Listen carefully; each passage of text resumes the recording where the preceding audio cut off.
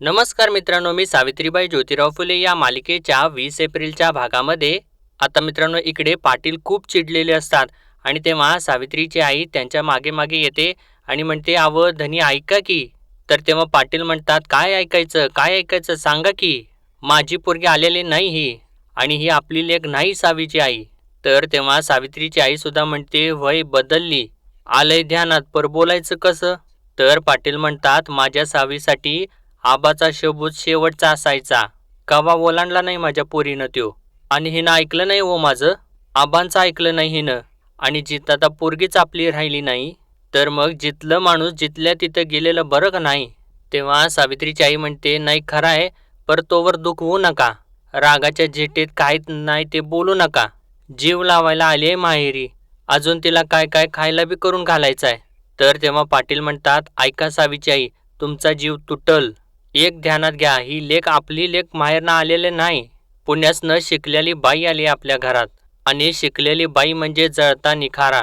आपलं घरदार जळल त्याच्यानं. होरपळ नको आपली. या जावईबापूंची करणे आहे नवं समधी. निस्तरून देत त्यांचं त्यांनी." तर तेव्हा सावित्रीची आई म्हणते, "तेच तर, याचं शिकवायचं होतं तर अगोदरच सांगायचं ना, तर मग पोरीला देवच दिली नसती म्या." तेव्हा पाटील म्हणतात, "आता हे समज बोलून काय उपयोग आहे?" आणि म्हणतात, "एक काम करा, सदा नाहीतर सखाला सांगा, गाडीत झोप म्हणाव आणि अक्काला सोडून ये पुण्याला." आणि ते असं बोलत असताना मागे सावित्री येऊन उभारलेली असते आणि तिनं ते सगळं काही ऐकलेलं असतं मित्रांनो. आणि तेव्हा ती म्हणते, "आई, आबा, मी शिकले, लिहिते, वाचते म्हणून घाबरलात ना?" तर सावित्रीची आई म्हणते, "माणूस घाबरल नाही तर काय, काहीतरीच करून बसलीस, आकरीत केलंस, कशाला या भानगडीत पडायचं?" तर सावित्री म्हणते, "त्यामुळे यावेळचा माझा माहेरचा मुक्काम कमी झाला." आणि म्हणते, "ठीक आहे आबा, म्या जाईन माझ्या घरला, पण एवढंच सांगते, उद्या शिकलेल्या स्त्रीचाच बहुमान होईल. आबा, आपण माळी आहोत म्हणून सांगते, अव फुलझाडाला जितकं पाणी महत्त्वाचं, तितकंच स्त्रीला शिक्षण. शिक्षणानेच समाजाची प्रगती होईल." आणि असं ती बोलत असताना आता पाटील मागे वळतात आणि तिच्याजवळ जातात आणि म्हणतात, "हे जे काय बोलायला लागलेस की नाही पोरी, यानं आईबाचं जीव जाळायला लागल्यास, आपल्या आईबाला नरकात धाडायला लागल्यास. माझ्या मागच्या जन्मीचा कर्म म्हणून ह्यो जन्म आहे माझा. मागल्या जन्मी माझ्या हातनं फुलं चुरगाळली असतील म्हणून या जन्मात मी माळी झालोय. माळ्यानं काय करावं? चांगली फुलबाग फुलवावी आणि मोक्ष गाठावा. आणि तू बी ध्यानात ठेव हेच." आणि म्हणतात, "आता बाच ऐकणार नाहीस तू, तरी बी सांगतोय. काय बी झालं, कुणी बी सांगितलं, तरी बी धर्माची चौकट ती कवा बी मोडायची नाही. तुझ्या मालकाला बी सांग हे." आणि असं ते बोलत असताना मित्रांनो, त्यांच्या डोळ्यातून पाणी आलेलं असतं आणि सावित्रीच्या आईच्या डोळ्यातून सुद्धा पाणी आलेलं असतं. आणि आता पाटील म्हणतात, "पुण्याला निघायची तयारी करा." तेव्हा सावित्री म्हणते, "म्या तयार आहे आबा. उगं माझ्या शिक्षणानं तुम्हाला कमीपणा न गं. म्या निघायची तयारी करते." असं म्हणून ती आता तिथून रडत रडत निघून जाते. तर तेव्हा पाटील म्हणतात, "सावीची आई, ही माझी सावी आहे, माझी लहानगी पोरगी ही. हारलो मी आज. सावीची आई, मी हारलो आज." असं बोलत असताना मित्रांनो, ते आपले डोळे पुसत असतात. आणि त्यानंतर मित्रांनो, आता सावित्री इकडे घरी पोहोचते आणि घरी पोहोचल्यानंतर ती आपलं गाठोडं सोडत असते. इतक्यातच मागून ज्योती तिथं येतो आणि तिला बघून तो खुश होतो. आणि तेव्हा आता सावित्री त्या गाठोड्यामधून आपले कपडे काढते आणि ती ठेवत असते. तर तेव्हा तिच्या गाठोड्यामधून एक चिठ्ठी खाली पडते. तर तेव्हा ज्योतीला ती चिठ्ठी दिसते आणि ज्योती आता पुढे येतो आणि ती चिठ्ठी उचलून आपल्या हातामध्ये घेतो आणि ते मोठ्याने वाचू लागतो. म्हणतो, "काल जे पाहिले ते मन हेलावून टाकणारे होते. रमा कधी कोपलेली देवी, कधी हाडळ भूत, अतृप्त आत्मा होऊन फिरते. खूप वाईट वाटले. रमाची ही अवस्था बघून रडू आले. तिचा श्वास गुदमरलाय. तिला जगता येत नाही, धड मरताही येत नाही. केवळ मन मारून जगायचे. रमाचे असे तर राधाचे काय झाले असेल? यांच्या दुःखाला वाचा फोडावी तर ती कशी? रमाला घराबाहेर पडता येत नाही, मनासारखे खाता येत नाही. तिला गोड आवडते, परंतु आई वडील देत नाहीत. आठवड्याला डोईस वस्तारा लावतात. मला खूप वाईट वाटते, पण काय करावे समजत नाही.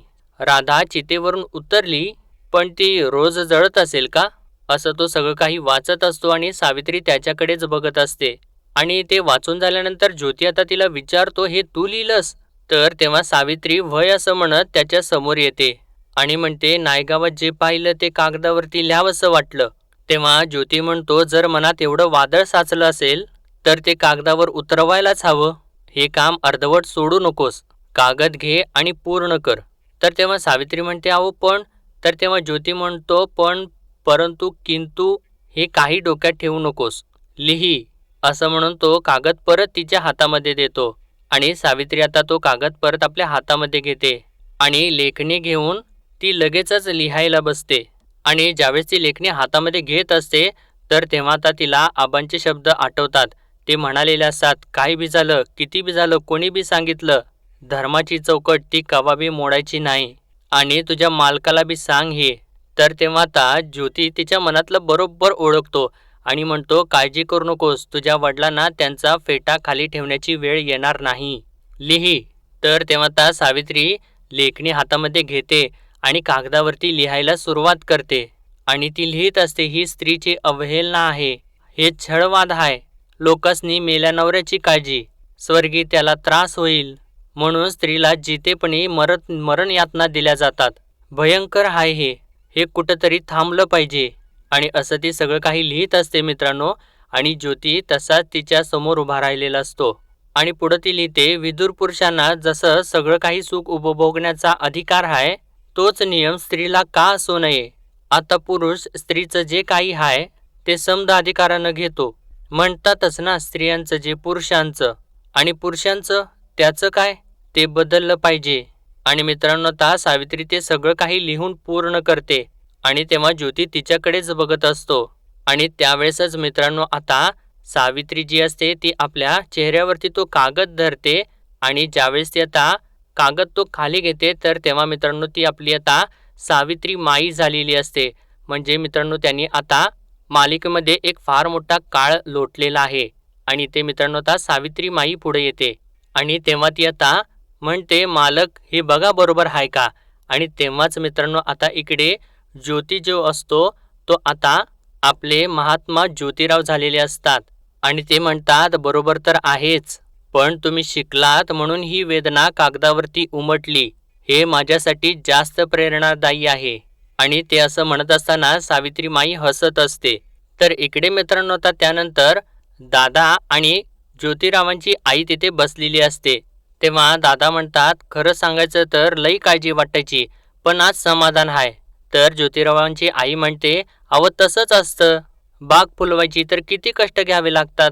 रोपांना पाणी घालायचं त्यांची काळजी घ्यायची खत घालायचं कीड लागू नये म्हणून काळजी घ्यायची आणि मग फुलांचा फुलोरा. आणि असं हे दोघं बोलत असतात तर तेव्हाच आता इकडे सावित्री माई जी असते ती रांगोळी काढत असते. तर ज्योतिरावांची आई पुढं म्हणते पण मग केलेले कष्ट विसरून जातो माणूस. तर दादा म्हणतात पटलं पटलं.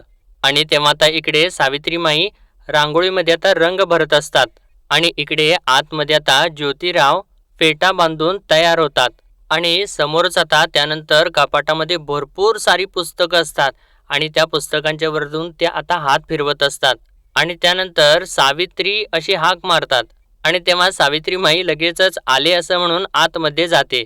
आणि तेव्हा ते सगळं काही ऐकल्यानंतर ज्योतिरावांची आई दादांना म्हणते कशाला म्हणून हात लावू देत नाही सूनबाई. तर तेव्हा दादा म्हणतात हायच माझी गुणाची सूनबाई. आणि ज्योती बी तसाच आहे. म्हणजे जिद्दीनं शिकला आता नोकऱ्या दारात चालून यायला लागल्या ती. कुठं बी एकदाचा चिकटला की म्या बिनगोर झालंच मग देवा. तर तेव्हा ज्योतिरावांची आई म्हणते आऊला काम करू देणार नाही असं कालच मला म्हणत होता आणि आऊचं तर डोळंच भरून आलं हो. आणि आता इकडे सावित्रीमाई आतमध्ये येते आणि म्हणते मालक हाक मारली का काय हवं होतं का. आणि तेव्हा आता ज्योतिराव मागे वळतात तर तेव्हा त्यांच्या कुर्त्यावरती एक धागा पडलेला असतो. तर तेव्हा सावित्रीमाई लगेचच तो धागा काढते आणि आत्ता बरं आहे असं म्हणून त्यांची नजरसुद्धा काढते. तर तेव्हा ज्योतिराव म्हणतात आता रेवरंड साहेब काय म्हणतील. 2 दिवस बदलोजी पंतोजी म्हणून बोलवलं तर पंतोजीच उशीर आले. शिवाय मुलं हसतील. हे असा उशीर केला ना तर उद्या नोकरीच्या वेळी रेवरंड साहेब नो असं म्हणतील ना.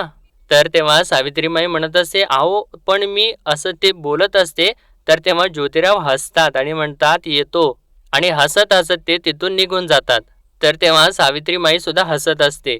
आणि ज्यावेळेस आता ज्योतिराव थोडंसं बाहेर जातात, तर तेव्हा ते सावित्री अशी परत हाक मारतात आणि त्यांची पिशवी तिथंच राहिलेली असते. तर तेव्हा सावित्रीमाईचं बरोबर लक्ष तिकडे जातं आणि ती बाहेर येता येताच पिशवी घेऊन येत असते आणि तेव्हा इकडे दादासुद्धा म्हणतात, "पिशवी राहिली वाटतं." आणि तेव्हा ज्योतिरावांची आई हसत असते आणि आता इकडे सावित्रीमाई पिशवी घेऊन बाहेर येते आणि "हे घ्या" असं म्हणते. तर तेव्हा ज्योतिराव तर तिच्याकडे बघून हसत असतात. कारण तिला बरोबर कळालेलं असतं की ज्योतिराव काय विसरलेत ते. आणि तेव्हा सावित्रीमाई लगेचच तिथून निघून जाते. तर तेव्हा ज्योतिराव परत सावित्री अशी हाक मारतो आणि तेव्हा इकडे ज्योतिरावांची आई जी असते ती दादांना म्हणते, "बोरू राहिला वाटतं." तर तेव्हा आतून सावित्रीमाई लगेचच बोरू घेऊन येते आणि "हे घ्या" असं म्हणते आणि ती हसत असते. तेव्हा आता ज्योतिराव ते बोरू घेतात आणि येतो असं म्हणून तिथून निघू लागतात आणि बाहेर येऊन दादा आणि आईला येतो असं सांगून ते तिथून निघून जातात. तर तेव्हा ज्योतिरावांची आई म्हणते, "एवढा मोठा झाला ज्योती, पण आज पण घराबाहेर पडताना लहान पोरासारख्या गोष्टी विसरतो आणि सावित्री प्रत्येक गोष्ट आठवणीनं आणून देते." आणि इतक्यातूनच बाहेरून आवाज येतो, "अहो ऐकलत का?" तर तेव्हा सावित्रीमाई बाहेर येते आणि बाहेर आल्यानंतर समोर बघते तर समोर सदाशिव आणि त्यांची बायको आलेली असते. तर तेव्हा ते बघितल्यानंतर सावित्रीमाई म्हणते, "अगो बाई, सदाभाऊ आणि तुम्ही या या या की आतमध्ये या." तर तेव्हा सदाभाऊ नमस्कार असं म्हणतात आणि ज्योती आहे का घरात असं विचारतात. तर तेव्हा सावित्रीमाई म्हणते, "मालक आत्ताच बाहेर गेले, इकडं कसं काय येणं केलं?" तर तेव्हा सदाभाऊ म्हणतात, "भावाचं लग्न आहे, आमंत्रण घेऊन आलो आहे." तर तेव्हा आमंत्रण असं सांगितल्यानंतर दादा उठून उभे राहतात. तर तेव्हा सदाभाऊ त्यांच्याकडे जातात आणि नमस्कार करतात आणि दादांच्या हातामध्ये पान सुपारी देतात आणि म्हणतात, "दादा ही पान सुपारी घ्या" असं म्हणून पान सुपारी हातात देतात आणि नमस्कार करतात. तर तेव्हा सावित्रीमाई म्हणते, "आत या की तोंड गोड करते." तर तेव्हा सदाभाऊंची बायको म्हणते, "आता नको, पुन्हा कधीतरी, खूपच घाई आहे." तर तेव्हा सदाभाऊ म्हणतो, "वहिनी, ज्योतीला म्हणावं लग्न चुकवायचे नाही." तर तेव्हा सावित्रीमाई म्हणते, "अहो ते सांगायची जरुरी आहे व्हय, समधी कामं सोडतील आणि येतील." तर तेव्हा सदाभाऊ आता "बरं येतो" असं म्हणून चाललेले असतात. तर तेव्हा सावित्रीमाई त्यांना थांबवते आणि त्यांच्या बायकोला हळदी कुंकू लावते आणि त्यानंतर आता ते दोघे तिथून निघून जातात. तेव्हा दादा म्हणतात, "चिमणा, आपल्या पोराला बामणाच्या घरचं आमंत्रण आले, केवढी मोठी गोष्ट आहे, हे कमवले माझ्या ज्योतीनं. आणि चिमणा खरं सांगू का, आपल्याला समद मिळेल, पण हा मान मिळणं लई अवघड." तर तेव्हा ज्योतिरावांची आई म्हणते, "मला बी लई अप्रूप वाटते, म्हणजे उंबराचं फूल दिसल्यावर जेवढा आनंद होईल ना व, तेवढा आनंद झालाय आज. देवा हे असंच कडला जाऊ दे बघ." असं म्हणून ती देवाकडे प्रार्थना सुद्धा करते. आणि त्यानंतर मित्रांनो आता सावित्रीमाई आणि पार्वती या दोघी असतात त्या खरेदीसाठी चाललेल्या असतात. तर तेव्हा सगुणाऊ म्हणते, "चांगली कापडं घ्या बरं माझ्या ज्योतीला, माणसात कसा उठून दिसला पाहिजे तो." तर तेव्हा त्या दोघी सुद्धा होय असं म्हणून मान डोलवतात. तेव्हा दादा म्हणतात, "चिमणा, पुरीसनं पैक दे बरं का." तर तेव्हा ज्योतिरावांची आई म्हणते, "अहो तुम्ही द्या की, तुमचा बटवा करा की रिकामा." आणि असं म्हटल्यानंतर पार्वती तर हसूच लागते. तर तेव्हा दादा म्हणतात, "आता घरातला समजा व्यवहार तुमच्या हातात आणि माझा बटवा मोकळा करा." असं म्हणून ते हसत असतात आणि म्हणतात, "द्या द्या, पोरींचा हिरमोड करू नका." तर तेव्हा ज्योतिरावांची आई म्हणते, "अहो माझ्याकडं नाही ती, मी कुठून देऊ?" तेव्हा दादा म्हणतात, "अहो काल आलेलं दिलं की तुमच्या हातात." तर तेव्हा ज्योतिरावांची आई म्हणते, "आणि काल केव्हा आलं?" तर तेव्हा दादा आता चिडतात आणि म्हणतात, "आता देतीस का उठू म्या?" तर तेव्हा आता सावित्रीमाई म्हणते, "अहो दादा दिलेत त्यांनी." तर सगुणाऊ म्हणते, "अगं ती चिडवते त्याला." असं म्हणून ती सुद्धा हसत असते. तर तेव्हा पार्वती म्हणते, "होय तर कधी नव्हते ह्यांनी मला बी 8 आणं दिल्यात, म्हणलं चांगलं पहिराव घ्या." तर तेव्हा ज्योतिरावांची आई म्हणते, "आणि नवं जोडं बी घ्या आणि त्याला आवडत असतील ना तर वाहनं घ्या, पण नव्या कोऱ्या घ्या हां." तर दादा म्हणतात, "माझा ज्योती आहे ना साहेबासारखा दिसला पाहिजे. आजवर लग्नात हार तुर पुरवत आलो." आणि हातातला म्हणजे हातामधली पान सुपारी बघून म्हणतात, "आज मानानं आमंत्रण आलंय माझ्या ज्योतीला. माझ्या मळ्यातल्या झाडवेलींना हिरं, माणिक, पाचू रगडायला लागलेत." असं ते म्हणत असताना सगुणाऊ तर हसत असते आणि दादा आता या दोघींना म्हणतात, "जावा." आणि तेव्हा आता या दोघी तिथून निघून जातात आणि दादा तर खूप खुश झालेले असतात. कारण त्यांना एवढं मोठं आमंत्रण आलेलं असतं आणि त्यांना खूप मानपान तो ज्योतिरावांच्यामुळे मिळालेला असतो. आणि त्यानंतर मित्रांनो आता या दोघी दुकानात खरेदीसाठी येतात. तर तेव्हा तो दुकानदार म्हणत असतो, अहो यातला तरी एक पसंत करा, माझ्याकडे आहेत नाहीत तेवढे सगळे सदरे दाखवले तुम्हाला. तर तेव्हा सावित्री माई एक सदरा उचलते आणि पार्वतीला विचारते, हा कसा आहे? तर तेव्हा पार्वती म्हणते, नाही हो जाऊबाई, नको नको. आणि त्यानंतर अजून एक सदरा दाखवल्यानंतर पार्वती म्हणते, ह्यो कसा वाटतोय, ह्यो लई झाक आहे बघा. तर तेव्हा सावित्री माईला सुद्धा ते आवडलेलं असतं आणि ती म्हणते, हा द्या आणि आता उपर्ण दाखवा असं ती सांगते. तर तेव्हा तो दुकानदार उपर्ण दाखवतो. तर तेव्हा सावित्री माई म्हणते, हे नग दुसरं चांगलं दाखवा, ते दुसरं दाखवा. तर ते बघितल्यानंतर आता पार्वती परत म्हणते, अगोबाई हे लई झाक आहे, तात्यासाहेबांनी शोभून दिसल. तर तेव्हा सावित्रीमाई ते उपर्ण बघत असते आणि त्याच्यावरती डाग असतो. तर ती सांगते, दादा याच्यावरती डाग आहे की. तर तेव्हा तो दुकानदार म्हणतो, अहो दिसत बी नाही, तो एका पाण्याने निघून जाईल आणि तसं काय उलट करून बी घालता येतं की खांद्यावर. तर पार्वती म्हणते, मोठ्या लग्नाला जायचंय आमच्या तात्यासाहेबांना, जरा चोख कापड दाखवा की. तर तेव्हा तो दुकानदार म्हणतो, अहो असं असून असून बी माळ्याचं लगीन केवढं मोठं असणार आहे. तेव्हा पार्वती म्हणते, दादा आमच्या तात्यासाहेबांनी बामणाच्या लग्नाला जायचं आहे, तुम्ही तरी कधी गेले होते का बामणाच्या लग्नात?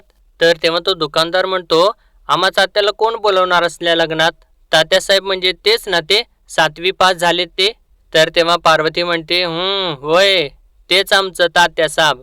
तर तेव्हा तो दुकानदार म्हणतो, मग थांबा तुम्हाला ठेवणीतलं कापड दाखवतो.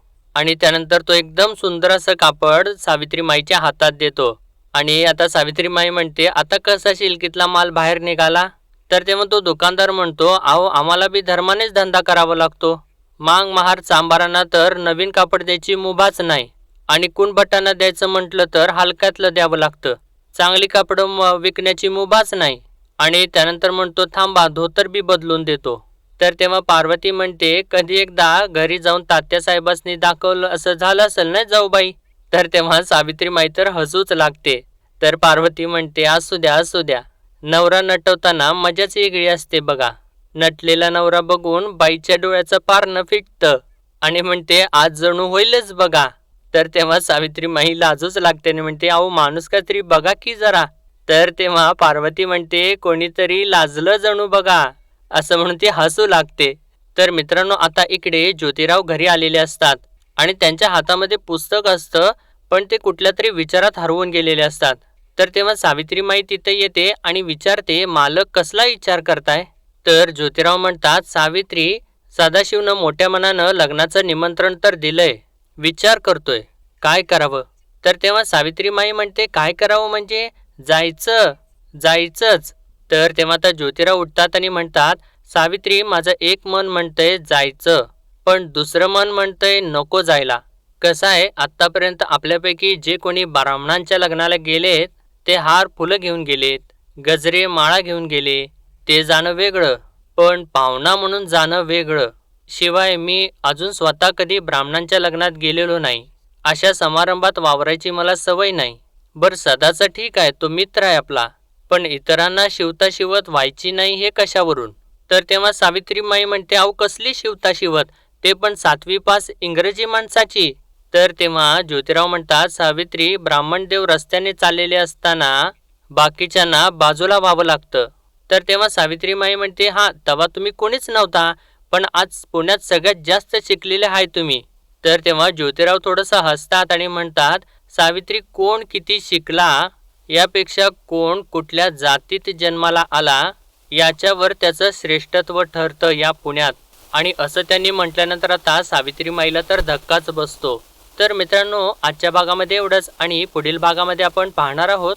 मित्रांनो आता ज्योतिराव जे असतात ते सदाशिवचं आमंत्रण स्वीकारून त्यांच्या लग्नात गेलेले असतात आणि तेव्हा लग्नात जात असताना म्हणजे वरातीतून जात असताना वरून गंगाधर शास्त्री त्यांना बघतात आणि त्यांना बघितल्यानंतर खूपच राग येतो आणि ते म्हणतात, ही कुणबट ब्राह्मणांची बरोबरी करणार.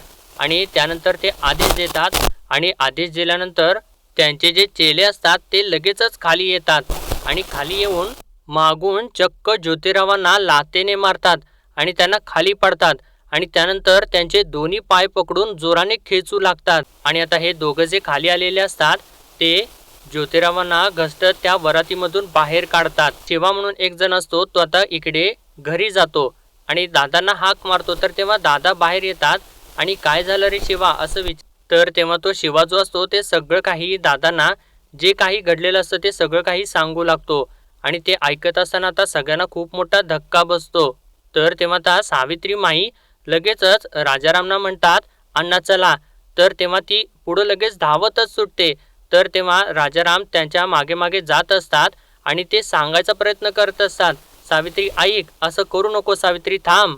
आणि तेव्हा जात असताना वाटेत सावित्री माईंनी जे उपरणं घेतलेलं असतं ज्योतिरावांच्यासाठी ते तिथं खाली पडलेलं असतं आणि ते पायात आल्यानंतर सावित्री माई ते उचलून हातात घेतात आणि तेव्हा त्यांच्या लक्षात येतं की हे तेच उपरण आहे आणि त्यांनी ते ज्योतिरावांच्या खांद्यावरती स्वतःहून टाकलेलं असतं. ती गोष्ट आता त्यांना आठवते आणि ते उपरणं हातात घेतल्यानंतर त्यांना खूप मोठा धक्काच बसतो मित्रांनो. तर मित्रांनो आजच्या पुरतं एवढंच आणि भेटूया परत उद्याच्या भागामध्ये. तोपर्यंत आपल्या व्हिडिओला लाईक शेअर आणि सबस्क्राईब नक्कीच करा. धन्यवाद.